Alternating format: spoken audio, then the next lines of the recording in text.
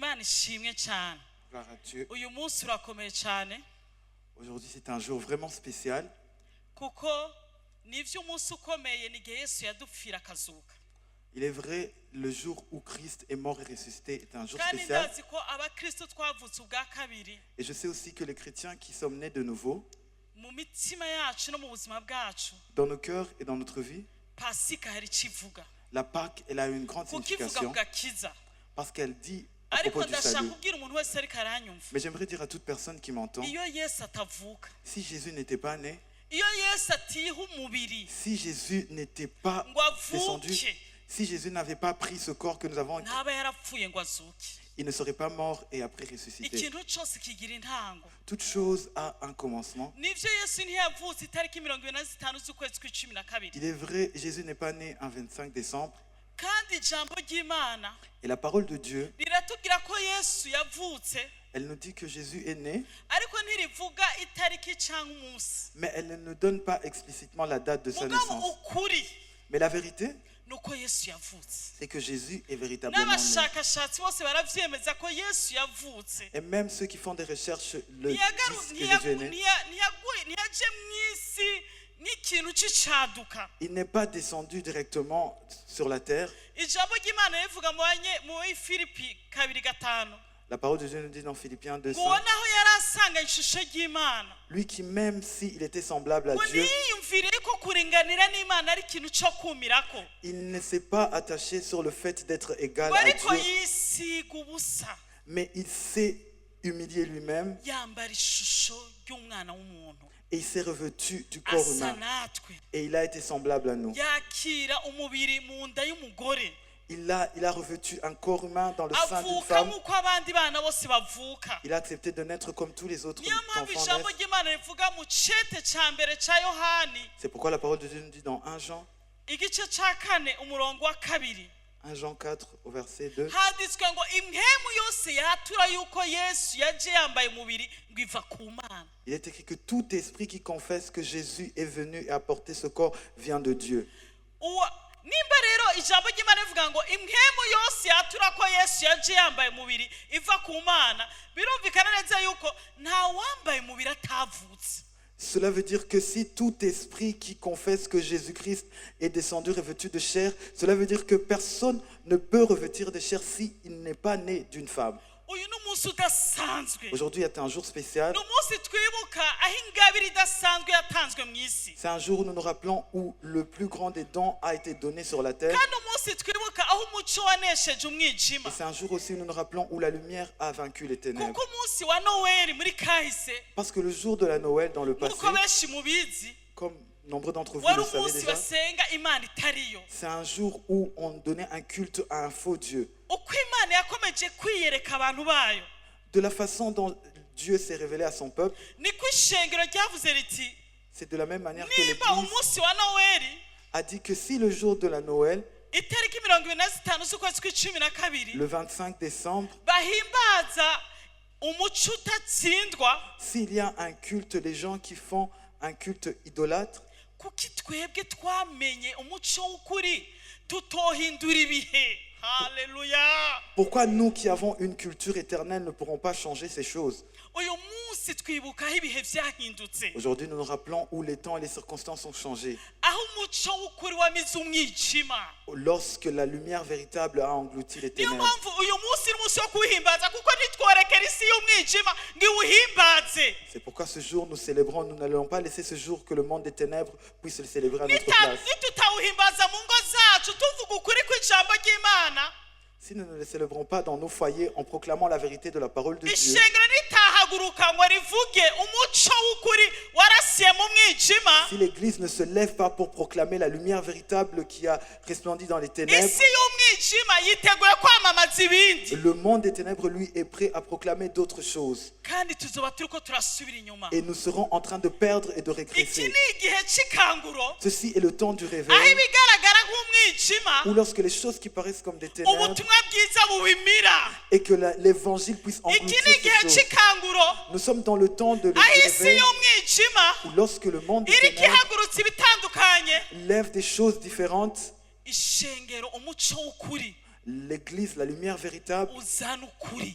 qui amène la vérité. Usomye muri Yesaya 9 Si nous lisons dans Ésaïe 9, umurongo wa kabiri Ésaïe 9 au havuga verset ngo 2, abantu bagendera mu mwijima babonye umuco mwinshi, ababa mu gihugu cy'igitutu cy'urupfu niwo bakiwe n'umuco. on nous dit que le peuple qui marchait dans les ténèbres voit une grande lumière. Sur ceux qui habitaient le pays de l'ombre de la mort, une lumière resplendit. Mu bisanzwe kuba Yesu atavutse itariki 25 z'ukwezi kwa 12 icyo si cyo kibazo. En principe, le problème n'est pas le fait que Jésus n'est pas né un 25 décembre, Igikuru nuko yavutse, mais le plus important, c'est qu'il est né. kandi igikuru nuko yavutse ari ingabire Et idasanzwe, le plus important, c'est qu'il est né comme un don kandi spécial venant yaje de Dieu. nk'umuco. Et il est venu comme étant Mu la yandi lumière. majambo, En d'autres mots, umuco ni intango y'ibintu byose. la lumière est le début de toute chose. Nutahaguruka ngo Si ukayangane tu ne te lèves pas et que tu décides de ngo resplendir, umuco uri muri wewe, et que tu acceptes que la Christ lumière ari qui est muri en toi, wewe, Christ qui est en toi, umwambaze kandi que umuhimbaze, tu l'invoques et que tu l'adores, hari umwijima uzodutwikira. il y a des ténèbres qui Uyu vont nous munsi entourer. w'itariki 25 z'ukwezi kwa Ce 12 25 décembre, ntukiri umunsi wo guhimbaza ce n'est ibigirwamana, plus un jour consacré au culte kuko des hari idoles, abera, parce qu'il y a des saints, hari abavutse ubwa parce qu'il y a kabiri, ceux qui sont nés de nouveau, uno munsi bahimbaza aujourd'hui qui adorent véritablement, wemeye guca bugufi, celui qui a accepté de s'humilier akambara ishusho et ry'umuntu, de porter une forme humaine akemera agahera hasi et d'accepter de se dévêtir kugira ngo aducungure. pour qu'il puisse nous Uyu racheter. munsi si umunsi wa bizinesi kuri ba nk'uko benshi babyibaza. Aujourd'hui n'est pas un jour consacré aux affaires comme plusieurs le pensent. Abantu benshi bazi ko Noel ari igihe cyo gucuruza, Plusieurs pensent que Noël c'est une fête commerciale kandi by'ukuri baracuruza. et il est vrai, les gens, Hari n'abantu Font du batazi imana yacu, il y a même des gens qui ne connaissent pas hari notre abantu Dieu. badasenga Yesu bataranamwizera. Il y a des gens qui n'ont pas la foi en Iyi Jésus-Christ. periyode bayikunda kuko ari igihe cya bizinesi. Dans cette période, ils aiment beaucoup cette période parce que c'est Hari une période où n'abafashe ils yuko font Noel leurs ari igihe affaires. cyo kugurira impuzu abana. Il y a aussi ceux qui considèrent que le temps de la Noël c'est un jour consacré pour Hari acheter des n'abafashe vêtements yuko à Noel leurs ari enfants. igihe cyo gukorana nk'imiryango. D'autres aussi pensent que Noël c'est un temps où les familles se réunissent. Mu bisanzwe ibyo byose si bibi, Tout cela n'est pas une mauvaise chose, mugabo isiguro ya mbere mais la première signification, ijambo ry'Imana tubwira muri Yohani wa mbere, la parole de Dieu nous dit dans 1 Jean, uhereye muri verse ya mbere, à partir du verset 1, ubwa mbere na mbere au commencement jambo yariho, était la parole. ngo kandi uwo jambo Et la parole, yahoranye n'Imana. elle a été Uwo avec Dieu. yahoranye n'Imana, Celui qui a été avec Dieu, ngo byose byaremwe tout nawe, a été créé par lui. ngo umuco waje mu biwe, La lumière est venue parmi les wari siens, kabiwe mais les ntibamwakiriye. siens ne l'ont pas Ku reconnu. murongo wa 12, Au verset 12, wari kabamwakiriye, mais à tous ceux qui l'ont reçu, yabahaye kuba abana b'Imana, il leur a donné le pouvoir de devenir yabahaye enfants de Dieu. gucika abana Il b'Imana. leur a donné le pouvoir de Ndashaka devenir enfants kubwira de Dieu. shengero ry'Imana, J'aimerais vous dire, Église de Dieu, iki ni igihe cyawe voici ceci cyo est ton temps, kumurika Yesu Kristo. le temps de Iki ni resplendir. igihe cyo kumushingira intahe. Ceci est le temps de témoigner Iki pour ni Jésus. igihe aho ibikorwa by'umuco Ceci est le temps où il y a des œuvres de la bikwiye lumière kurengera umwijima. qui doivent dépasser les œuvres des ténèbres. Nitwasinzira Si nous demeurons dans le sommeil, isi y'umwijima izodutwikira ihereye mu ngo zacu. le monde des ténèbres va nous envelopper. Ishengero À commencer par le foyer. nitwasinzira Si l'Église nous acceptons de hazoza demeurer dans le izindi sommeil, nyigisho, il y aura d'autres enseignements, ariko iki ni igihe mais nous sommes dans le temps twibuka où nous nous rappelons yuko hari ingabire idasanzwe qu'il y a un don spécial yavuye ku Mana. qui est venu de Dieu. Rero Noweli Donc Noël, itwibutsa la Noël nous rappelle Imana Dieu iri kumwe natwe. qui est avec nous. Haleluya. Amen. Kuko umuco ntushobora kuturasira Parce que la lumière ne peut pas resplendir Imana itari kumwe natwe. si Dieu n'est pas avec nous.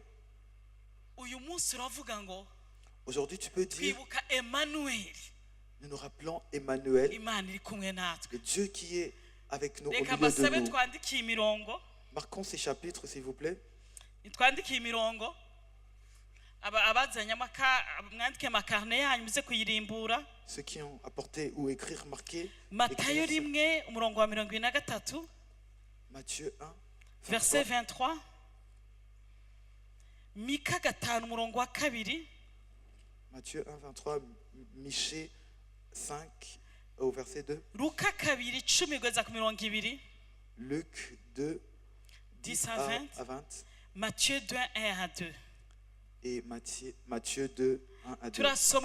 turasoma ku murongo Matayo 1 umurongo wa 23. Nous allons commencer par Matthieu 1 au verset 23. handitswe ngo raba inkumi zotwana inda ivyara umwana w'umuhungu bazomwita Emanueli, risobanurwa ngo Imana iri kumwe natwe. Voici, la Vierge sera enceinte, elle enfantera un fils et on lui donnera le nom d'Emmanuel, ce qui signifie Dieu avec nous. Imana ishimwe cyane. Amen. Dusome muri Mika Lisons également dans le livre de Michée, igice cya 5 au chapitre 5, umurongo wa 2. à partir du verset 2. Imana ishimwe cyane. Amen. Haravuga ngo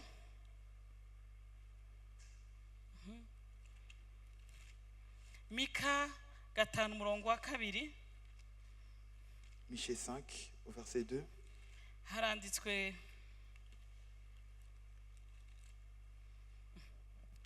ariko wewe Betelehemu Efurata, naho uri nkengerwa mu bihumbi vy'Ibuyuda, muri wowe hazoviramwo uzoba segaba mu Bisirayeli, amamuko yiwe yahereye kera hose ibihe n'ibindi. Kristo yamyeho. Amen. Christ a toujours été. Mika 5, Michée 5 verset Michée 2. 5, en français, c'est au verset 1.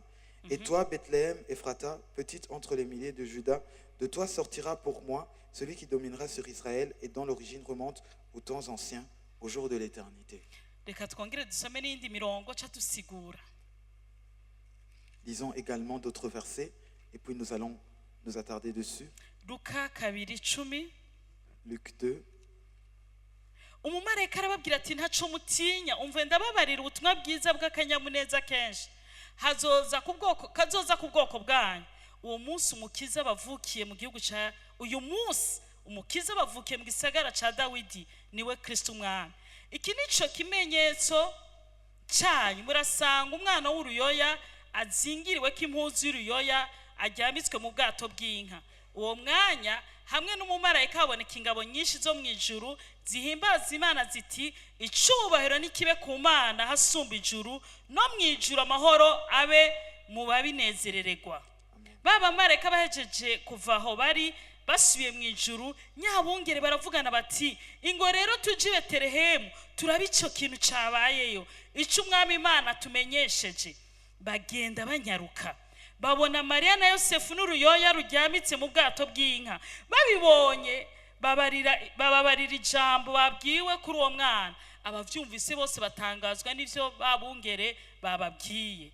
Tusimbe tuje muri Matayo 2:1-2. Cha turangirizaho mu gusoma Matthieu 2 verset 1-2. Abanyabwenge b'ivyinyenyeri baninahaza Yesu. Yesu amaze kuvukira i Betelehemu mu gihugu c'Ubuyuda ku nganji y'umwami Herodi, haza abanyabwenge bavuye mu buseruko baje Yerusalemu. Barabaza bati umwami w'Abayuda yavutse ari hehe? Kuko twabonye inyenyeri yiwe turi mu buseruko, none tukaba tuzanwe no kumushengerera. Dusimbe ku murongo w'icenda. Nabo bumvise iryo jambo ry'umwami baragenda, maze iyo nyenyeri babonye mu buseruko irabarongora, ibashikana hejuru y'aho uwo mwana ari, ihagararayo. Babonye iyo nyenyeri buzura umunezero mwinshi. Bashitse mu nzu babona uwo mwana na Mariya nyina wiwe, barapfukama baramusenga, barunama, barumura ibiseke vyabo, bamushikaniye amashikanwa, inzahabu, imibavu n'isenga. Ivyo biheze baburirwa n'Imana mu ndoto ngo ntibasubire guca kwa Herodi, baca bajana iyindi nzira bisubira mu gihugu ciwabo. Imana ishimwe cyane. Amen. Noel itubwira Imana iri kumwe natwe. La Noël nous parle du Dieu qui est avec nous. Ijambo ry'Imana, la parole de Dieu, ryari ryaravuzwe riciye mu kanwa ka Yesaya. Elle avait été annoncée au travers de la bouche du prophète Isaïe. Imyaka amajana indwi iraheze. Il y a plus de 700 ans. Bavuga inkumbi izosama inda. Il parlait de la Vierge qui allait être enceinte. bavuga ugiye kuvuka uwo ari we. Ils annonçaient celui qui allait naître. Mu butumwa bwiza Dans l'évangile, baratubwiye ngo hazovuka izina rye rizitwa Emmanuel. on nous a dit que son nom serait Emmanuel, Bisobanurwa ngo ce qui veut dire Imana iri kumwe natwe. Dieu qui est avec nous. Mu bisanzwe shengero ry'Imana En principe, peuple de Dieu, nta mugisha ungana no kugira Imana mu buzima bwawe. il n'y a pas de plus grande bénédiction que d'avoir Dieu dans sa vie. Ikintu ca mbere Imana yakoreye umwana w'umuntu La première chose que Dieu a faite en faveur de l'être humain, ni kwemera kubana nayo, c'est d'accepter de demeurer avec kuko lui. umuntu yaremwe mu ishusho ry'Imana. Parce que l'être humain a été créé à Nta l'image de kintu Dieu. na kimwe gishobora kuzura umutima w'umuntu Rien ne peut remplir le cœur d'un être humain kiretse umuremyi wayo. si ce n'est la présence de Dieu, si Umuntu ce n'est Dieu ntakeneye lui-même. ibifatika, L'être humain n'a pas besoin seulement des choses kuko iyo umuntu tangibles. aronse ibigaragara Parce que lorsqu'une personne peut avoir des choses bimuremamo tangibles, iyindi nyota. cela crée en lui une autre soif. Niyo mpamvu n'abafise bose C'est pourquoi même ceux qui possèdent beaucoup, n'uno munsi ntibaranyurwa. même jusqu'à ce jour, ils ne sont pas encore satisfaits. Umwana w'umuntu, umutima w'umuntu umeze nk'imanga canke ikinogo. Le cœur d'un être humain est comme un gouffre. Umunyabwenge niwe yavuze ngo, C'est un sage qui a dit, yaravuze ngo umutima w'umuntu le cœur ufise humain imanga nta gishobora kuwuzura kiretse ishusho y'umuremyi. est comme un grand gouffre et rien ne peut remplir si Nta ce n'est butunzi l'image de Dieu. bushobora gutuma umuntu anyurwa. Il n'y a pas de richesse qui peut faire à ce Nta qu'une personne rukundo soit rw'umwana satisfaite. w'umuntu rwatuma umuntu anyurwa. Il n'y a pas l'amour d'un autre être humain qui peut Nta bantu satisfaire. bashobora gutuma umuntu anyurwa. Les personnes ne peuvent pas faire Bisobanurwa satisfaire ngo le cœur d'un être Imana humain. kwemera kubana natwe. Ce qui veut dire accepter que Dieu puisse vivre avec toi. Twari duhawe umugisha usumba iyindi migisha yose. Cela était la plus grande des bénédictions. Kandi nicyo kibazo umuntu afise. Et c'est le plus grand, Kuko iyo le umuntu premier problème. aronse Imana, Parce que lorsqu'un humain a Dieu, ibindi byose toutes ces autres choses, biza nk'inyongera cela suit comme un kuko ajout. yumva ahagijwe. Parce que l'être humain se sent Rero comblé. ukuza kwa Yesu Kristo La venue du Seigneur Jésus, ntiyaraje gusa kubana natwe. il n'était pas venu seulement pour vivre Niyo avec nous. mpamvu atahereje i Betelehemu, C'est pourquoi il ne s'est pas limité à Bethléem ariko seulement, yaraje kugerera muri twebwe. mais il venait demeurer dans nos cœurs. Yemeye kugaragaza ibigiye gukoreka Il a accepté de manifester ce qui allait être mu fait buryo tumenyere kugira tubitahure. de la façon dont nous sommes habitués pour que nous puissions le comprendre. Yemera kuvuka. Il a accepté de naître. Ni Imana yamyeho, C'est un Dieu qui est éternel. ni ijambo yamyeho, C'est la parole qui est éternelle. ariko kugira ngo arokore jewe nawe Mais pour qu'il puisse te racheter, moi et toi, yaricishije bugufi. il a accepté de s'humilier. Yemera kuba umwana, Il a accepté d'être un yemera enfant. kuba umwana ari mu nda, Il a accepté d'être un enfant dans le yemera sein du humain. kuvuka Il a accepté de naître kugira ngo ashitse mission, pour qu'il puisse accomplir sa kugira ngo mission. nawe Pour que toi aussi, aho wogera hose le niveau auquel tu atteindrais, uba ukomeye muri ino si, que tu sois un grand sur cette ugira terre, imyaka myinshi, que tu aies plusieurs années, umenye neza ko ubwami bw'Imana que tu saches que le royaume de ari Dieu, ubw'abemera guca bugufi. c'est le royaume de ceux qui Niyo acceptent de mpamvu s'humilier. niyo mpamvu Nikodemu, Yohana yabwiye Nikodemu, C'est pourquoi Jésus a, Yesu yabwiye Nikodemu c'est pourquoi Jésus a dit à ati Nicodème, utemeye kuvuka ubwa kabiri celui qui n'accepte pas de naître de nouveau, ntushobora kubona ubwami tu ne peux bw'Imana. pas voir le Mu royaume de Dieu. bisanzwe kugira ngo En principe, pour umwami que w'abamaganze muri wewe le roi des rois puisse régner ukwiye en toi, nawe gusiga hasi byose tu dois accepter de mettre tout à terre ukibagira imyaka yawe yose. et tu oublies tes Kuko hari années, abantu bashaka ko Yesu adugira aho bari bageze, parce qu'il y a des gens qui veulent que Jésus-Christ puisse être au niveau où ils sont déjà. gutangura a zero. Si tu dois accepter de commencer Umuntu à zéro, akavuga ati gutangura a zero biragoye. une personne peut dire commencer à zéro, cela est Yesu difficile.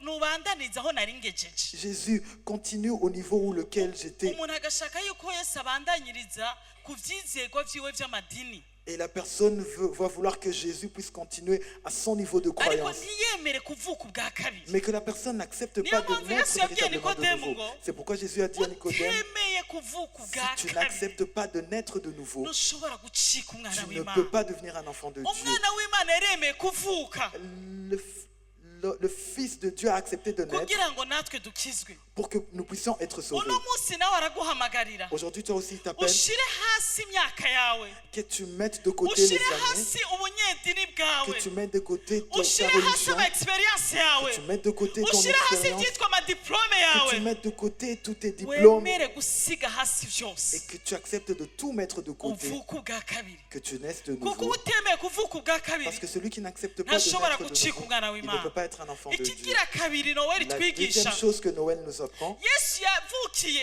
Jésus est né mu ntara yari ikengerewe dans une région qui était aho méprisée. aho twasomye muri mika Là où nous avons lu dans le livre de Michée, betelehemu kari agasagara gasuzuguritse Bethléem était une ville qui était vraiment méprisée. kari agasagara gatoyi C'était une petite ville, ariko yesu yemera ko bari havukira mais Jésus a accepté de naître dans cette bisigura ngo petite ville. agakize yesu atuzanira Cela veut dire que le salut que Dieu nous ntikarobanura donne, ku butoni cela ne fait point exception de personne. yemeye kuvukira ahasuzuguritse Il a accepté de vivre dans une ville qui était méprisée, ahakengeretse dans une ville qui était comme kugira ngo méprisée, umuntu wese namwizera pour que quiconque croit en nubwo lui, yoba yarakengeretse muri kominote si cette personne, même si cette personne nubwo serait yoba méprisée, yarasuzuguritse mu kibano même si elle serait marginalisée dans sa communauté, nubwo yoba yarakumiwe même si elle serait rejetée, niwamwizera yesu si tu as la foi et que tu crois en urahinduka Jésus, ukomeye tu deviendras kino un gitondo grand. nyemere ndakubwire Ce matin, accepte que je te betelehemu dis, ntiyapfuye imenyekanye Bethléem n'aurait jamais été connue. icyatumye betelehemu imenyekana Ce qui a fait à ce que la ville de Bethléem nuko soit connue, yakiriye umwana w'imana c'est qu'elle a reçu le uno Fils munsi de Dieu. turayivuga Aujourd'hui, nous parlons de kari Bethléem agasagara gakengeretse alors que c'était une ville qui était méprisée. kari agasagara gatoyi cyane C'était une petite ville. ariko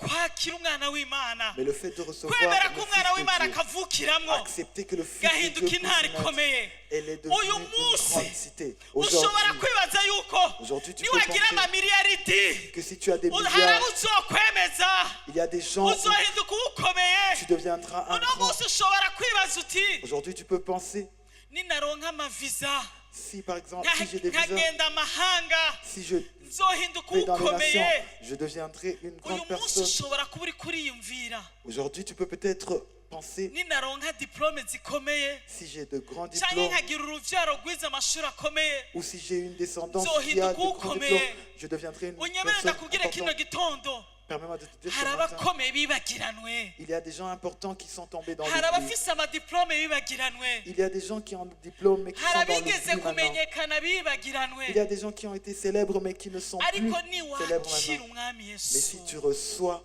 le Fils de Dieu, Ni le roi Jésus, wamwakira. si tu le reçois ukareka kumwakira mu buryo bw'ikinyedini et que tu ne le reçois pas de manière religieuse, ukemera akavukira mu buzima bwawe que tu acceptes qu'il naisse dans ta vie, kuba warabaye umuporotiki ivuka ntibihagije le fait que tu sois né dans une famille protestante, cela ne suffit pas. kuba umaze guhimbaza za noweli nyinshi ntibihagije Le fait que tu aies célébré plusieurs fêtes de Noël, cela ne suffit pas. ariko niwakira ingabire Mais y'imana si tu reçois le don de Dieu ukemera yesu agatanguza ubuzima bushasha muri et wewe que tu acceptes que Jésus commence une nouvelle vie en toi hakaba intango et qu'il y a shasha un nouveau départ, burya biragoye il est difficile kwemera gutangura zero d'accepter de commencer ariko à vivre. umuhinga abona kure Mais un sage, celui qui voit loin, n'inzu arayikubita hasi il peut même accepter de démolir une maison kugira ngo yubake inzu ihagije pour qu'il puisse construire hari abantu bara une bafata maison qui est ibisagara durable. bakabikubita hasi Il y a des gens qui démolissent même des villes kugira entières batangure ibisagara bikomeye pour qu'ils puissent construire des villes fortes. ntuhendwe imyaka umaze mu idini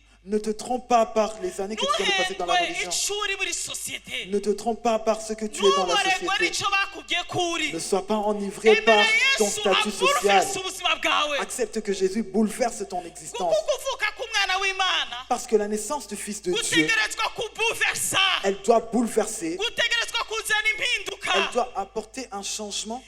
igihe yesu yavuka Lorsque Jésus est né, ibwami harabaye kunyiganyizwa dans la royauté, il y a eu un bouleversement. mu banyabwenge harabaye kunyiganyizwa Parmi les sages, il y a eu un bouleversement. niwakira yesu Si tu acceptes Jésus, ukemera ko atanguza intango shasha et mu que tu buzima acceptes bwawe qu'il commence un nouveau départ dans ta vie, ukamurekera urufatiro rw'ubuzima et que tu bwawe lui laisses la fondation de ta nibyo vie, uzohungabana il est vrai, tu seras bouleversé pour un kuko temps, hari ibyo wahaye agaciro bitari byo parce qu'il y a des choses que tu as données la priorité, mais qui ne sont pas hari vraies. ibyo wamenyereye bitari byo Il y a des choses auxquelles tu es habitué, mais qui ne sont pas de ariko uzoba véritables utanguye choses, neza mais tu auras un bon nouveau départ. uzoba itanguye neza Tu auras un bon kuko départ. umuco ni intango y'ikintu cyose Parce que la lumière est le départ de toute chose. imbere y'uko imana irema ibintu byose Avant que Dieu ne crée toute chose, yabanje kurema umuco il a d'abord créé la lumière. kandi umuco umaze kuhaba Et lorsque la lumière a été, n'ibindi byose byarabayeho toutes choses sont survenues hari après. ibintu byinshi ushaka ko imana isuka mu buzima Il y bwawe a plusieurs choses que tu veux que Dieu fasse ariko dans ta vie. nyemerera ndakubwire kino Mais kintu permets-moi de te dire ce matin, ntuzicuza niwacizera tu ne regretteras pas si tu crois en ces choses. emera umuco w'ukuri Accepte que la lumière véritable, urasira ubuzima bwawe qu'elle éclaire ta vie. hahandi h'umwijima mu buzima bwawe Là où il y a des ténèbres dans ta vie, hahandi udashaka ko bavuga là où l'endroit où tu ne veux pas que les gens, hahandi udashaka ko bakora ou là où tu ne veux pas qu'on touche, hahandi udashaka ko bamurika dans les endroits où tu ne veux pas qu'on puisse éclairer, wumva ntacyo woshishikara kuba muri abondance tu peux accepter d'être dans cette église. wumva wokwibera mu idini kanaka ahantu Tu peux juste accepter d'être dans la Ibyo religion, wumva dans nta quelque part. kibazo. Cela ne peut te poser aucun wumva problème. wokorera imana Tu peux kandi ukumva nta accepter de kibazo servir et cela ne peut te causer aucun problème.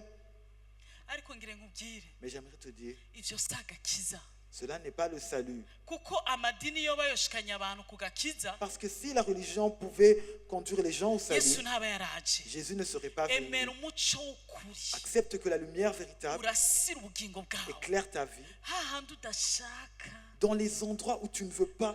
hahandi udashaka Dans les endroits où tu ne veux pas, haba intango shasha mu buzima il y bwawe a un nouveau départ dans ta vie. erega umugabo yitwa pawulo Un homme du nom de Paul, we yari sawuli qui était auparavant Saül, amaze guhura na yesu après avoir rencontré Jésus, umuco waramurasiye une lumière l'a éclairé. yari mu bafarisayo bafise izina Il était parmi des pharisiens qui avaient un nom bigiye important. ku birenge by'abafarisayo bakuru nka bagamariyeri Des pharisiens qui avaient reçu des formations à partir de grands pharisiens comme yari afise Gamaliel. double nationality yari umuromani Il avait une double nationalité. Il kandi était bo romain et hébreu. bakoroniza ico gihe Et c'était eux qui colonisaient à cette yari époque. umuntu afise ijambo C'était quelqu'un qui avait des ariko honneurs. umunsi umuco wamurasira Mais le jour où la lumière l'a éclairé, intango shasha yari ibayeho mu buzima bwiwe il a eu un nouveau départ dans sa vie. yaremeye gutangura zero na yesu Il a accepté de commencer à zéro avec ariko Jésus. vyamuhaye gushitsa ico yaremewe Mais cela l'a permis d'accomplir sa destinée. kandi vyatumye Et cela a permis également n'iherezo ry'ubuzima bwiwe à ce qu'à la fin de sa vie, avuga ngo nagwanye intambara il puisse nziza dire, j'ai combattu le bon combat kuko nagwanye intambara yo kwizera parce que j'ai combattu le uno combat de munsi la wiri foi. kugwana urondera amafaranga Aujourd'hui, tu combats en cherchant de l'argent. aragufasha ukiriho Il est vrai, l'argent t'aide ariko alors que tu en as. n'iherezo ry'ubuzima bwawe Mais à la fin de ta vie, uzokumva uri umurohori tu te sentiras vide. uzokumva uri umurohori uri vide Tu te sentiras vide. kuko ibintu byose wagwaniriye Parce que tu te rendras compte que toutes Ari les choses vanité. pour lesquelles tu t'es battu uyu sont des munsi vanités. uragwanirira abakobwa beza Aujourd'hui, tu peux te battre pour Uyu- des belles uyu filles. munsi uragwanira abahungu beza Tu peux te battre pour des beaux ariko garçons. nutagwanira umugabo w'abagabo ariyo yesu kristo Mais si tu ne te bats pas pour le roi des rois qui est Jésus, iherezo ry'ubuzima bwawe la fin de ta vie, uzohava umera nka salomo tu seras comme Salomon uvuge ngo tout est vanité et tu risques de dire que tout uti est byose vanité. ni ubusa Tout est vanité. ni uguhahamira umuyaga Tout est vanité pour iyi suite du vent. noweli unyemere ndakugira inama Ce Noël, permets-moi de te emera conseiller. kuvuka ubwa kabiri Accepte de naître emera véritablement ko de yesu nouveau. akubera umushinge Accepte que Jésus soit ta emera intango fondation. shasha Accepte un nouveau départ kugira ngo winjire muri pour que destiny tu puisses entrer dans ta imana destinée. irema amateka mashasha Que Jésus puisse commencer une nouvelle histoire hari avec ibintu toi. imana ishaka gukora mu buzima Il y a bwawe des choses que Dieu veut faire dans ta vie, ariko ikeneye ko umwijima ubanza ugahunga mais il veut que les ténèbres puissent se dissiper. erega umuco niwo utangurira imigisha yose C'est la lumière qui prélude à toute bénédiction. ivyo imana yaremye Tout ce que Dieu a créé, yabishizeho umuco wabanje kubaho il l'a créé après que la lumière ait été créée.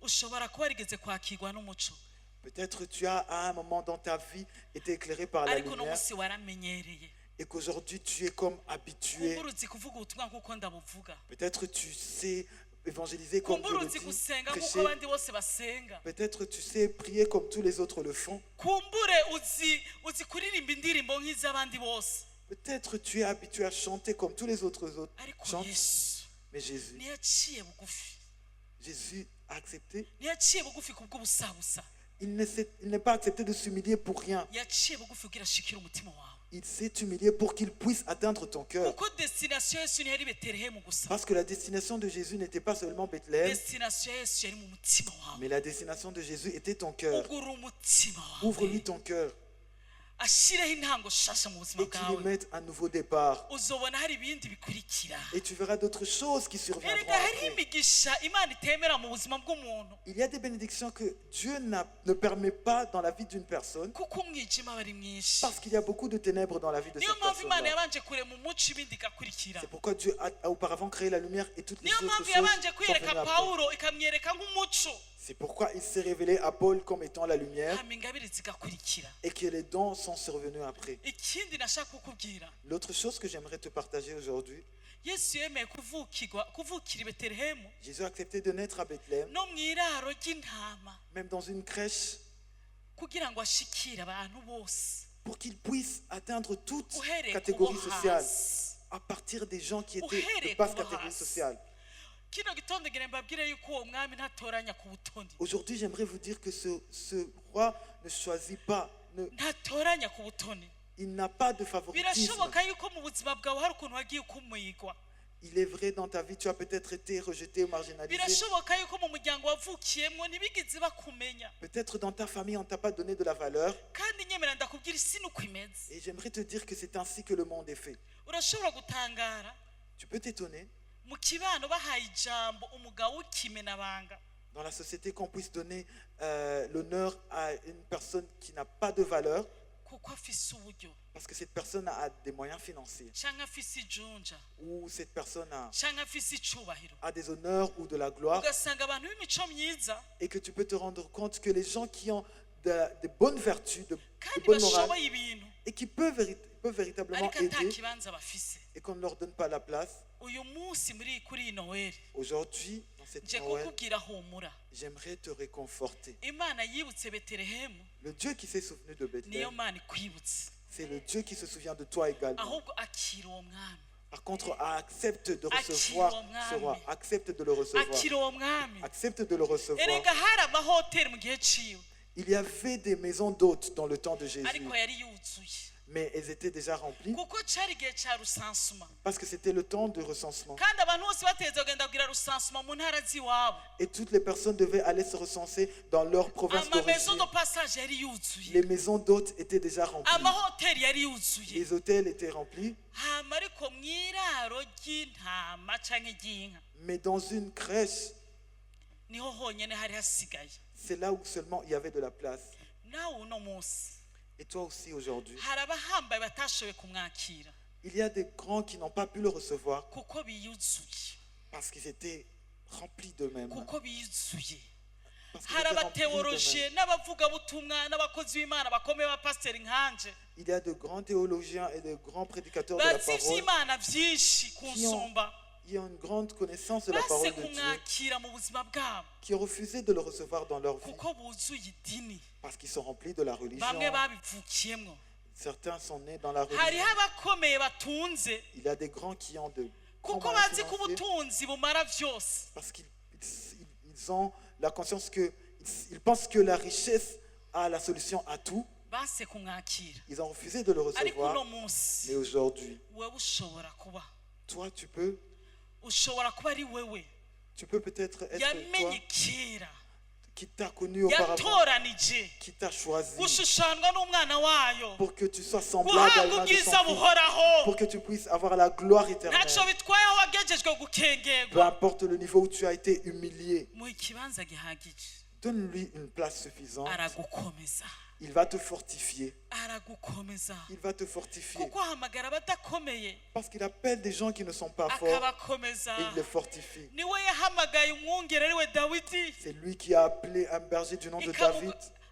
ikamukomeza ikamugira umwami Il l'a fortifié jusqu'à le faire atteindre à la famiye yawe royauté. nigeze igukomeza Ta famille ne t'a peut-être pas amashuri fortifié. ntiyagukomeje Les études ne t'ont peut-être pas ariko fortifié. niwakira umwami akomeye Mais si tu acceptes de recevoir le roi qui est le plus ukamwakira mu fort buzima bwawe et que tu le reçois dans ta vie ukavuka ubwa et kabiri que tu naisses de nouveau, azogukomeza il te fortifiera. azokugeza kure Il te fera atteindre de niveaux élevés. ubutumwa bwiza L'évangile abantu ba mbere bwo kuvuka kwa Yesu, l'évangile de la naissance de Jésus, abantu ba mbere babwakiriye les premières personnes qui l'ont reçu, n'abantu batereranwe, ce sont des gens qui étaient comme marginalisés. n'abantu bibagiranwe, C'était des gens qui étaient rejetés. barabungere.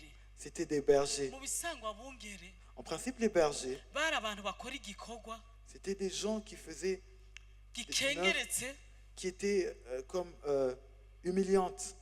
bari abantu babibagira, C'était des gens qui étaient oubliés kuko umwungere yaragira intama za shebuja canke za se, parce que le berger prenait soin du troupeau de son maître azirinda n'ibikoko vy'inkazi. et il le protégeait même contre les bêtes féroces. Bisigura ngo uwemeye kuba umwungere Cela veut dire que celui qui accepte d'être un berger yaba yaratanzwe nk'ikimazi acceptait de s'offrir comme un sacrifice kugira ngo acungure intama z'uwamuhaye. pour qu'il puisse racheter le troupeau de son Abantu maître. ba mbere bahawe ubutumwa bwiza Les premières personnes qui ont reçu ni la nouvelle abantu du bari salut, baratawe, ce sont des gens qui étaient rejetés. ni abantu bari baribagiranwe, Ce sont des gens qui étaient ni comme abantu bari oubliés. barashizwe iruhande, C'était des gens qui étaient mis ni de abantu côté, bari meprise, des gens qui étaient ni abantu méprisés. urupfu rwabo ataco bwo gupfa kwabo ntawe konyiganyiza. C'était des gens dont leur mort n'aurait pas eu un grand effet dans leur société. Nawe uno munsi Et toi aussi aujourd'hui, birashoboka yuko kubaho kwawe il est peut-être possible que le fait que tu vis kugaragara ta ko vie kuri insignifiant puisse sembler comme étant insignifiante ku bantu bose. aux yeux des hommes. Urashobora kuba nawe uvuga nk'umuntu ari aho yambwiye ngo Tu peux dire comme une personne qui m'a dit un jour, ngo rega jewe naho nopfa nta gihombo, qui m'a dit que moi, même si je mourrais, il n'y aurait aucune perte, kuko ntacyo nigeze mara. parce que je ne sers à rien, je n'ai servi à rien. Ukuvuka kwa Yesu La naissance de Jésus, kutubwira ubutumwa bwiza ku bantu bose bita ko kubaho kwabo atakimaze, elle nous annonce la bonne nouvelle à toutes les personnes qui pensent que leur vie n'a pas de kuko valeur. Yesu yabahaye agaciro, Amen. Parce que Jésus leur a kuko donné de la babonye valeur. abamarayika baza kubabwira ngo Parce qu'ils ont vu des anges leur venir bababwira annoncer, ubutumwa bwiza, ils leur annonçaient la bonne kandi nouvelle. bo ba mbere, Et ce sont les premières personnes, nibo ba mbere ce sont les premières personnes bahageze aho Yesu yavukiye. qui ont arrivé au lieu où Jésus était Imana né. ihabwa icubahiro, Amen. Alléluia. Imana ihabwa icubahiro. Gloire à notre Dieu. Yesu umunsi umwe yaravuze ngo Jésus un jour a dit, ndagushima mwami je te rends grâce, ô mon kuko Père, ivyo wabihishije abigira abanyabwenge, parce que ces choses, tu les as cachées aux sages, ariko ubihishurira inzoya, mais tu les as révélées aux petits-enfants. ubihishura abanyantege nke. Tu les as révélées à ceux qui semblent Ubwami comme faibles. bw'Imana si ubw'abahinga, Le royaume de Dieu n'appartient pas à ceux qui ont expérimenté, ubwami bw'Imana ubw'abaciye bugufi, il appartient à ceux qui acceptent kandi de abaciye bugufi s'humilier. nibo babona Imana, Et ceux qui s'humilient, ce sont eux qui voient Dieu. kandi abaciye bugufi Et ceux qui s'humilient, nibo babona ubwami ce bw'Imana. sont eux qui expérimentent le royaume Unyemere de Dieu. ndakubwire nti Permets-moi de te dire, ibihe byaragucishije bugufi, il est vrai que les temps t'ont humilié, t'ont fait kumbure à ce uri que umuhungu tu sois akuze, abaissé. Peut-être tu es un grand garçon. bari biteze ko umugabo mu gihe nk'iki n'abana Ils attendaient peut-être que tu sois déjà un homme accompli en un temps comme birashoboka ceci. yuko ata jambo gifise, Peut-être tu n'as pas vraiment de la valeur, une parole dans la société. kumbure nta kazi ufise, Peut-être tu es dans le chômage. kumbure ni wowe bama bavuga ati ni bari wowe uduga, bari wowe umeze nk'ikimazi mu muryango. Peut-être c'est toi qu'on envoie faire tous les travaux dans la famille. Inkuru nziza iri ku buzima bwawe, Mais la parole de Dieu, la bonne nouvelle Yesu est yaje sur ta vie. kurondera wewe, Jésus est venu chercher quelqu'un comme toi. kandi nuhura na Yesu Et si tu rencontres Jésus, araguhindura umugende w'inkuru nziza, il va faire de toi un canal de la bonne nouvelle. kuko abungere bahuye na Yesu Parce que lorsque les bergers ont rencontré ngo Jésus, bagize umunezero mwinshi, ils ont eu une grande joie. bagize umunezero mwinshi. Ils ont eu une grande joie. Uyu munsi ngire nkubwire yuko aho uri kurarondera umunezero siho, Aujourd'hui, j'aimerais te dire que tu cherches de la joie dans de mauvais aho endroits. uri kurarondera umunezero siho. Tu cherches la joie dans de mauvais Uyu endroits. mukobwa uri kuraronderaho umunezero aho azogeza azotabura umutima wawe. Cette fille à laquelle tu cherches ta joie, elle risque de briser ton cœur. Aba bahungu uri kurikiza umutima wawe bazogutabura. Ces garçons que tu fais entrer dans ton cœur, ils risquent de briser ton cœur. Ibiyayuramutwe bizogusambura. Ces substances que tu essaies de Nta t'adonner, kintu na kimwe ils vont te gitanga détruire. umunezero kiretse Yesu Kristo. Il n'y a aucune chose qui peut procurer une véritable joie si ce n'est Jésus. Akira ubutumire bwiwe. Reçois son Iyo invitation. abungere batakira ubutumire bwa Yesu Si ces bergers n'avaient pas reçu l'invitation niba de Jésus, baratahanye umunezero. ils ne seraient pas rentrés avec cette joie. ikindi gikomeye cyane Une autre chose, ngo habaye inyenyeri il y a eu une étoile. habaye inyenyeri Il y a eu une ngo iyo étoile. nyenyeri yari ivuye muri Oriya Et cette étoile, elle est surgie de l'Orient. yari ivuye ahantu mu bapagani Elle surgissait d'une contrée iyo paganiste. ndabyibutse binezereza umutima wanje Lorsque je me rappelle de cela, niyo cela me remplit de mpamvu joie. ivuka ry'umwami wacu Yesu Kristo C'est pourquoi la naissance de notre Sauveur Jésus-Christ, sinzoreka kuyiserebura je ne cesserai pas de célébrer sa kugira naissance. avuga igenda abanyamahanga twibutswe Parce que cette naissance annonce la façon dont nous avons ngo été les païens. Dieu s'est inyenyeri occupé de nous. idasa n'izindi nyenyeri L'étoile qui ne semblait pas comme yari les autres ivuye étoiles, Oriya elle a surgi de l'Orient. yari ivuye mu banyamahanga Elle a surgi d'une contrée des bisigura étrangers, ngo des païens. agakiza Cela veut dire que le salut n'ak'abantu bose Le salut appartient à tout être humain. si abatoranijwe kuvuga ngo n'abisirayeli gusa n'abavutse mu nda z'abapasiteri n'abavutse mu miryango y'abera gusa Le salut n'appartient pas seulement à une catégorie de personnes, agakiza n'akabari kure bose mais le salut appartient à tous. habaye abanyabwenge Il y a eu des sages. bo ntibumvise ubutumwa Eux, ils n'ont pas compris, ils n'ont pas eu la bobo révélation de ce salut. ntibagendewe n'abamarayika Ils n'ont pas été visités par ces anges, ariko ngo babonye inyenyeri mais ils ont vu l'étoile, idasa n'izindi nyenyeri une étoile qui ne ressemblait pas à ngo d'autres étoiles. barayikurikirana Et ils l'ont suivi ngo baca bamenya neza yuko et ils ont su iyo nyenyeri ikibarongora ku mwami w'abami que cette étoile les conduisait vers le roi des rois.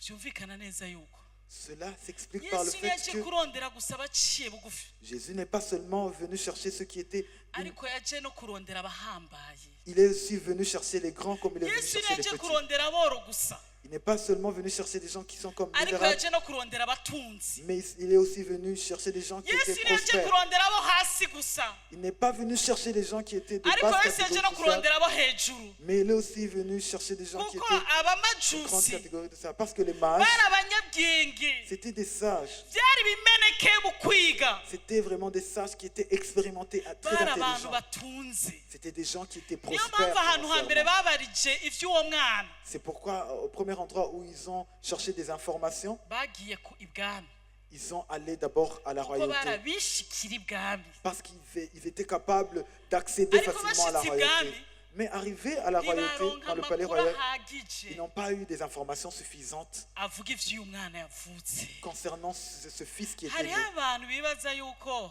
Il y a des gens qui pensent mu bigaragara nk'ibyubashwe dans des choses qui peuvent sembler comme étant honorables, mu bigaragara nk'iby'icyubahiro des choses qui peuvent sembler comme étant mu bigaragara respectables et glorieuses, nk'ibikomeye des choses qui peuvent sembler comme étant ariho hari importantes. imana C'est là où se trouve Dieu.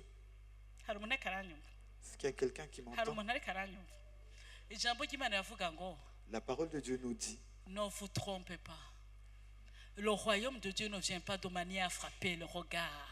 ubwami bw'Imana ntibuza mu buryo. ubwami bw'imana buzoza mu buryo bwo gukayangana Le royaume de Dieu ne vient pas de kuko façon. ubwami bw'imana ni amahoro Parce que le royaume de Dieu, c'est la paix, ni umunezero la joie ni ubushobozi et la puissance. Amen. ibwami ni ahantu hakomeye Dans le palais royal, c'est... ariko nta mahoro yari ariyo mais il n'y a pas de paix, même si le palais, kuko le bari palais bamenye royal... iby'umwami yavutse Parce qu'ils avaient connaissance de ce roi qui était uhereye ku né, mwami yari yacanganikiwe à commencer par le roi qui était dans la confusion. ab'ibwami bose bari bacanganikiwe Tous ceux de la royauté étaient dans la confusion. kuko mu bigaragara nk'iby'icubahiro imana itarimo nta mahoro arimo Parce que dans les choses qui peuvent sembler comme respectables, dans lesquelles Dieu n'est pas dedans, il n'y a pas la paix. On n'y trouve pas de la bajene paix. muri hano muriko muranyumva Vous jeunes qui m'entendez, qui ivuka m'écoutez, ry'umwami wacu yesu kristo uribigisha que la naissance de Jésus-Christ puisse vous murafise enseigner. inzozi z'ibikomeye Vous avez de grands rêves.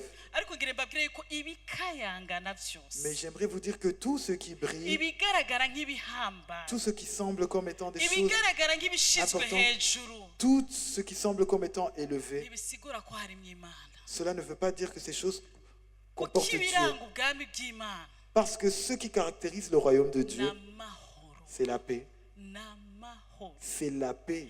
ni amahoro Amen. C'est la isi paix. idashobora gutanga La paix que le monde ne peut pas umubyeyi donner, adashobora guha umwana que le parent ne peut pas donner umugabo à son adaha enfant, umugore que le mari ne peut pas donner umugore à adaha son épouse umugabo et que l'épouse ne peut pas kuko donner à urashobora son guha mari. amahoro yose umugore wawe akayabura akanayakubuza. Parce que tu peux essayer de donner la paix à ton conjoint, à ta conjointe, et qu'elle ne soit pas satisfaite. urashobora guha amahoro umwana wawe akayabura kandi akayakubuza kuko amahoro ava ku mwami w'amahoro. Tu peux essayer de donner la paix également à ton enfant qui ne soit pas satisfait, parce que la paix véritable vient du prince de la paix qui est uzi Jésus. igituma abantu barara amajoro abajene benshi batarari iwabo birigo baragenda mu gahinga nuko bariko barondera amahoro. Bijya bitanda mwabashiriyeho ni vyiza ariko nibitanga amahoro Yesu atari muri bo. Savez-vous pourquoi les gens passent les nuits à errer? C'est parce qu'ils cherchent la paix. La paix véritable vient de Jésus-Christ. Ikibabaje bariko bahiga amahoro ariko amahoro bayarondera hatariho amaherezo arabasambura. Le plus triste, c'est qu'ils recherchent la paix dans de mauvais endroits qui risquent de les détruire à la fin. Mu minsi yahera nariko twari muri patrouille twariko tugira amasengesho twita patrouille yo gusengera igisagara. Dernièrement, nous étions dans les patrouilles pour prier pour la cité, Bantu b'Imana peuple de Dieu. nagize agahinda. J'ai eu une grande tristesse. Twageze hajya mu Kigobe uriko uja muri ambassade ariko ahantu hari pave. Nous étions au niveau de Kigobe. Mbona abajene bari hagati y'imyaka 13 batarenze imyaka 25. Et j'ai vu des jeunes qui étaient entre 13 et 25 ans. Abo bajene bari abajene bashika 50. Et ils Inarenga. étaient un nombre de 30 ou plus Bafise ibiyayuramutwe mu ntoki. qui avaient des cigarettes entre les mains, des drogues, Bafise inzoga. qui étaient Abo en train de bajene s'adonner à uravye ingene bari l'alcool. bambaye. Si tu essaies de voir comment ces jeunes Uravye étaient ingene vêtus, basa. si tu vois comment ils ressemblaient, Ni bari abana b'abakene. ce n'étaient pas des jeunes qui venaient de familles, Bari abana abavyeyi babo Malaise. bubatse amagorofa. c'était des enfants qui semblaient venir de bonnes familles. Bari abana bayo magorofa aho hantu. C'était des jeunes qui semblaient venir de familles prospères, Ariko barayasohotsemo. mais ils ont quitté leurs habitations Baja luxueuses, mw'ibarabara. ils ont accepté d'aller dans la rue. Batangura kunywa ivyo bari buzuye. Ushitse hajya kuri ahantu hahora hari Médecins Sans Frontières ukadugiraho nyene. Isinzi ry'abajene bakiri bato b'amafreshe bari kubanywa ibyayuramutwe niyo mpamvu bavyeyi. Ils étaient nombreux, de nombreux jeunes qui étaient en train de s'adonner aux substances illicites. C'est pourquoi, parents qui m'entendaient, Bavyeyi parents qui m'écoutaient, ndashaka kubabwira. j'aimerais vous dire, Kandi mbwire abajene bari hano. j'aimerais aussi parler aux jeunes qui se trouvent ici. Kazoza k'imiryango yacu. Il n'y a pas de futur pour nos Nta familles. kazoza k'ubuzima bwanyu. Il n'y a pas de futur pour ta famille Mutakiri umwami w'amahoro. si vous n'acceptez pas de recevoir Kuko le icyaha prince ukora de la uno paix. munsi. Parce que le péché que tu commets aujourd'hui, Umwana wawe azokora double. ton fils ou ton enfant fera le double de ce Hama péché. munyu muzosaza umerewe nabi. Et tu vieilliras alors que tu seras... Ukunezerwa si dans le chagrin. ugusambuka. Avoir la joie, ce n'est pas le fait de se disperser. Umunezero utari mw'Imana urabasambura. Uno munsi nimubizi ariko ejo muzobibona. La joie qui ne contient pas Dieu, elle vous détruira. Aujourd'hui, vous ne pouvez pas peut-être le voir, mais vous le verrez dans le futur. Amahoro n'umunezero La paix et la joie biri muri Yesu. véritable se trouvent en Biri muri Jésus-Christ. Yesu. Cela se trouve en Jésus. Abamajusi Les mages, bagiye muri palais. ils sont allés dans le Basanga hari palais uruhagarara.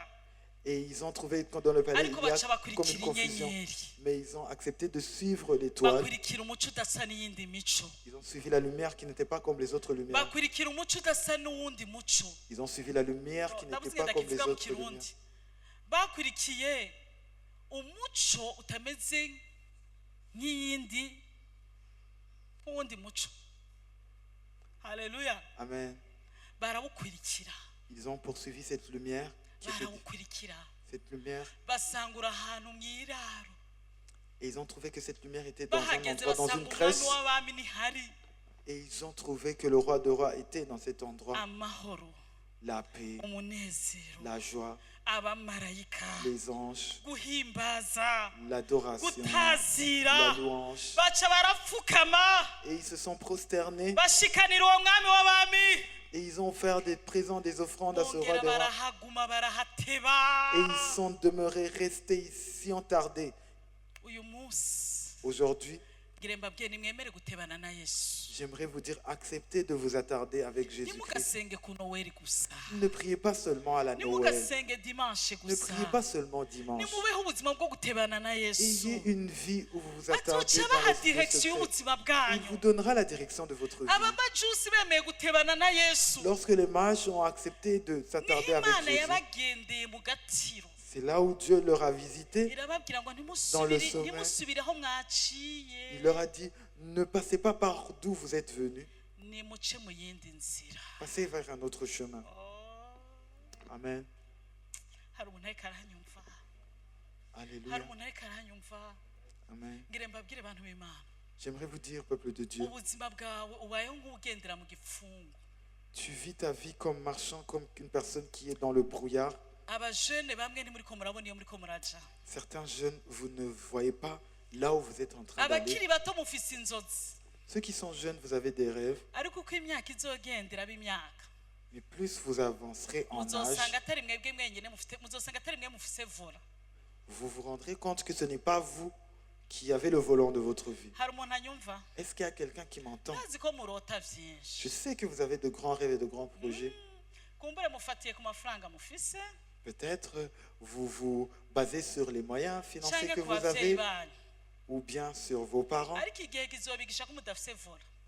Mais les temps, les circonstances vous apprendront que vous n'avez pas le volant. Abavyeyi muri hano. Vous, parents qui m'écoutez, qui êtes ici, Kumbure murabona igifungo mu buzima bwanyu. peut-être vous voyez beaucoup de brouillard dans votre vie. Ariko inzira nimwe gusa.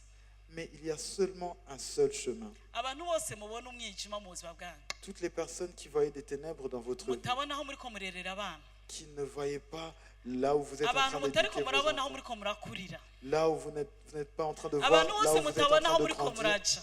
Toutes les personnes qui ne voient pas là où vous êtes en train Inzira d'aller, nimwe gusa. il y a seulement un seul chemin. Nimutebane na Yesu. Demeurez, attardez-vous avec Jésus. Nimuje muri intimité na Yesu. Entrez dans son intimité.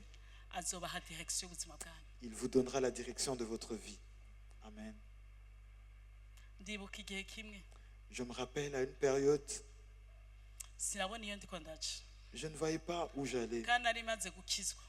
Et j'étais déjà né de nouveau. Kandi nari maze gukorera Imana gusa sinari bwabe pasteur. Et je servais déjà Dieu, mais je n'étais pas Kandi encore narabona pasteur. yuko ku myaka 30 ico gihe nafise imyaka 30. À cette époque, j'avais dans les 30 ans. Hama ku mwaka wa 32 Et dans ma 32e année, ndavuga nti ibintu birakomeye. j'ai commencé à me dire que les choses étaient vraiment graves. Simbona iyo ndiko ndevura iwanje.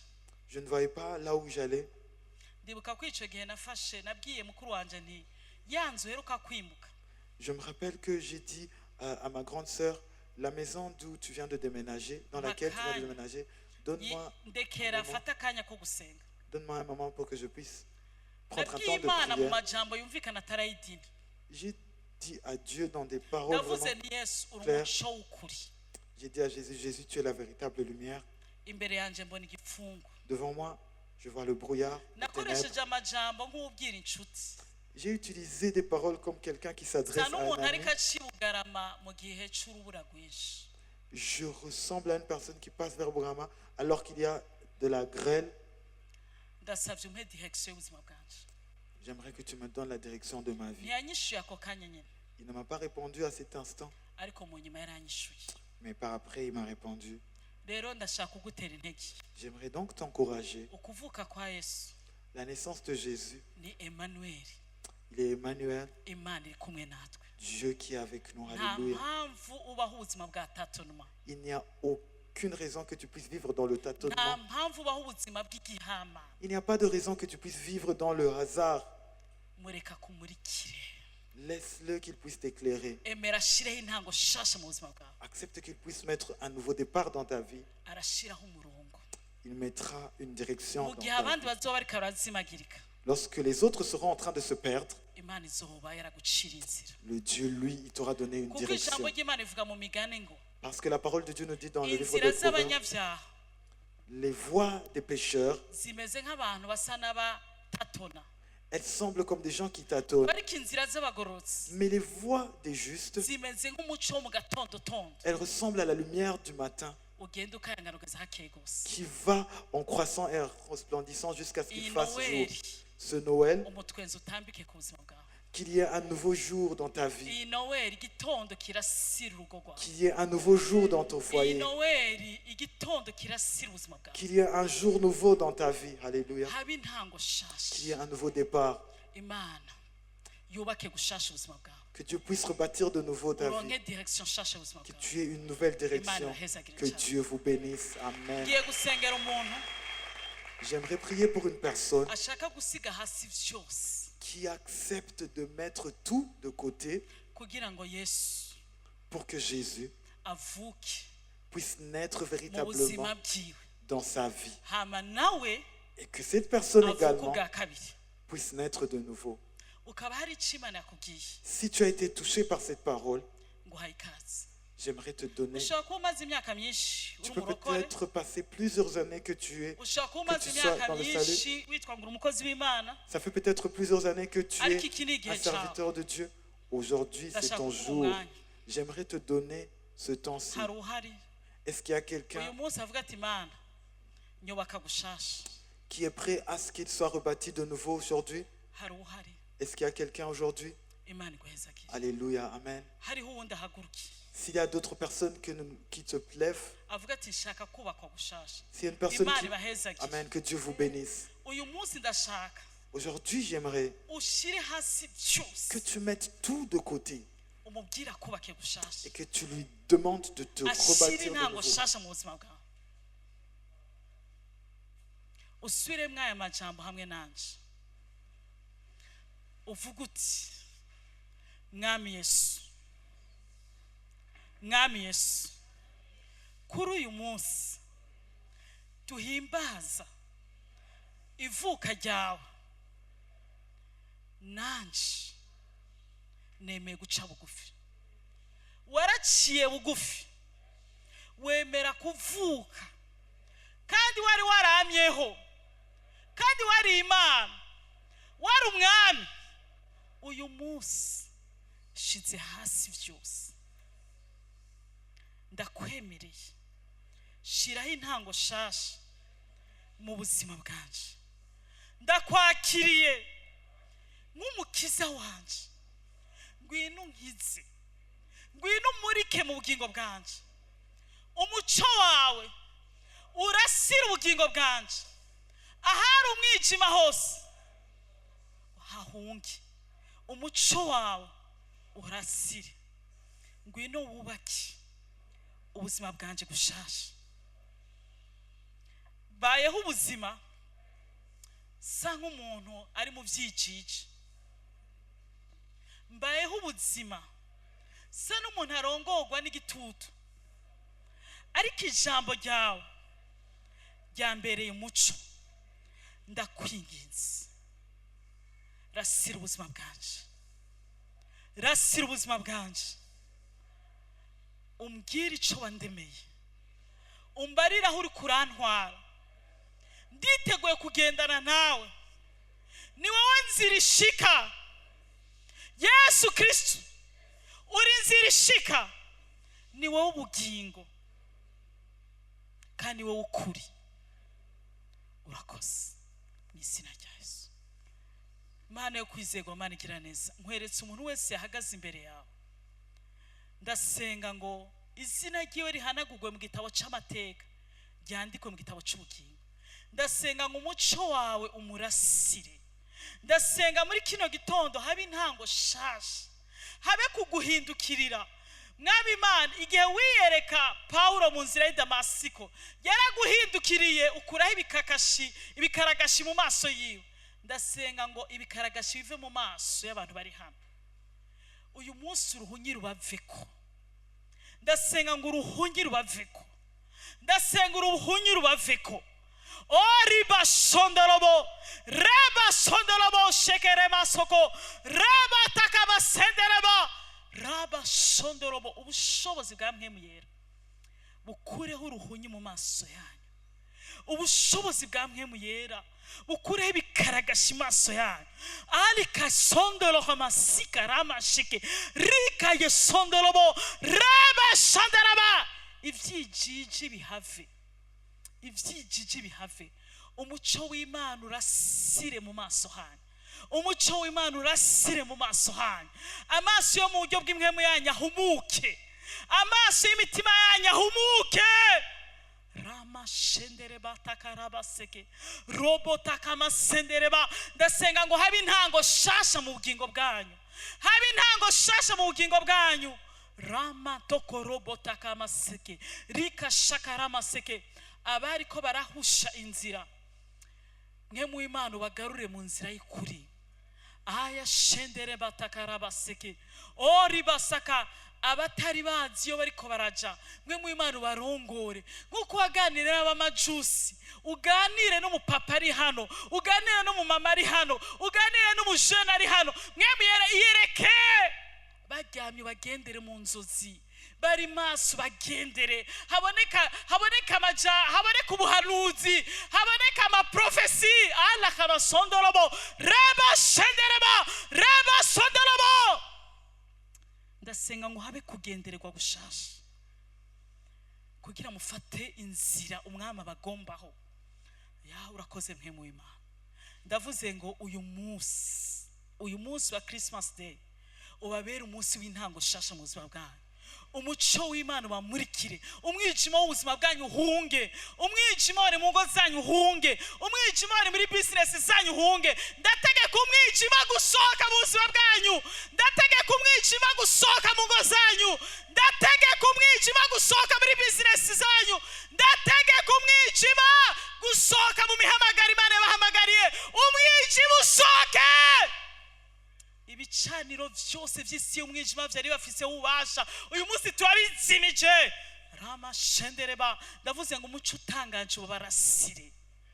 Yesu Kristo ngwino uganze ubugingo bw'abantu, ngwino uganze ingo zabo, ngwino uganze business zabo, ngwino uganze ministry wabahamagariye. Mwe mu Imana ngwino ubarasire. Uyu munsi ndashizeho iherezo ku mwijima w'ubuzima bwanyu. Arabataka amasokorobo shaka. Ndashaka gusengera abahungu n'abakobwa bageze kubaka bahaguruke. N'ufise umukobwa n'umuhungu ageze kubaka haguruke. Abavyeyi mushaka gusohora abana muhaguruke.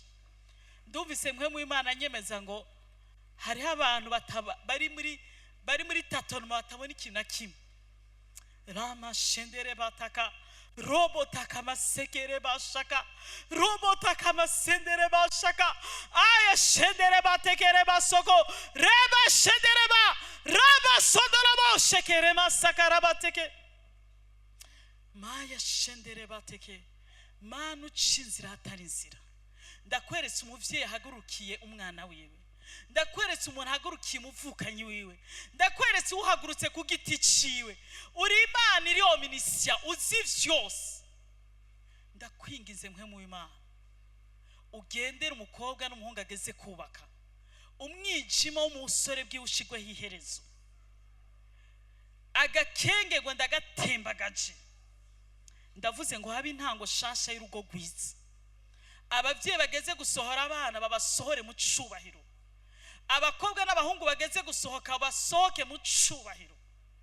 Urakoze mwe mu Imana gushiraho intango shasha y'ingo shasha. Mwami Imana turakira ingo nzizima, turakira ingo nziza, turakira ingo nzizima, turakira ingo nziza mu izina rya Yesu Kristo. Aya shandara bateke. Hariho abantu mu buzima bwabo ibintu bariko barabamwe batabona iyo biriko biraje. Muhaguruke dusenge, twese duhaguruke dufatane ibiganza. Rama shendere bateke aya shandara bateke robo takama sendere bateke riba shandara bateke. Reka muri kano kanya utanga urusenge.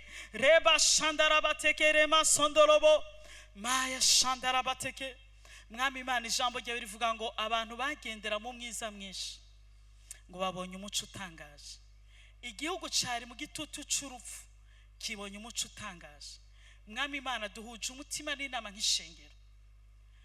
Hariho abantu hano batariko barabona imbere habo, hariho abantu bariko barazimagirika, hariho abantu bariko baratatona, hariho abantu babaye ubuzima bwo gutombora. Uyu munsi igifungu kiveho mu buzima bwawe. Uyu munsi igifungu kiveho mu buzima bwawe. Uyu munsi byari bimeze nk'ibitutu bihave. uyu munsi ndavuze ngo umwami w'ubwiza yinjire, umwami w'ubwiza yinjire mu buzima bwanyu, umwami w'ubwiza yinjire mu ngo zanyu, umwami w'ubwiza yinjire mu byanyu byose. Riba shandara bateke. Ndavuze ngo iki ni igihe cyo gukayangana ku buzima bwawe, iki ni igihe cyo gukayangana ku ngo zose ziri represente hano hantu, iki ni igihe cyo gukayangana, iki ni igihe cyo gukayangana ku ishengero. Mwamarembo mushinguke, inzitiro zose zari zibujije umwami w'ubwiza kwinjira ndazishinguye, amarembo yari yarabujije umwami w'ubwiza kwinjira shinguke. Ariba sondora bosheke, ndakubita hasi ivyari vyarakubujije gukayangana, ivyabujije umwami w'ubwiza kwimanifesta, ndabikubita hasi mu izina rya Yesu Kristo. Je déclare la manifestation de la gloire dans ta vie. Je déclare la manifestation de la gloire dans ta vie. Je déclare la manifestation y'ubwiza mu buzima bwawe. Akira kugirirwa neza, akira imbabazi z'Imana. Rama shandorobo. Urakoze mwe mu Imana kuzana impemburo. Urakoze ko abari hasi badugije. Urakoze ko bari barabaye ibicibwa bibutse. Urakoze ko bari nkengego bahindutse abakomeye. Urakoze ko bari buzuye agahindu bahaye umunezero. Urakoze ko batanzwe nk'ibimazi. Uyu munsi ari bo babaye bavuga butumwa. Umuntu wese yatanzwe nk'ikimazi, haba mu ivuka ryiwe, haba mu gukura kwiwe. Kubw'ubushobozi bw'amaraso Yesu Kristo ndahanda nule sans effet. Ivyo bintu bakoze ku buzima bwawe, ndagutanze nk'ikimazi ku Mana nzima. Uri kibazi c'Imana nzima, uri nyegu y'Imana nzima. Vuga uti manje, umwaka wacu utanguye no munsi. Niyo mpamvu uyu munsi ndakiriye ivyo wanteguriye mu mwaka wose.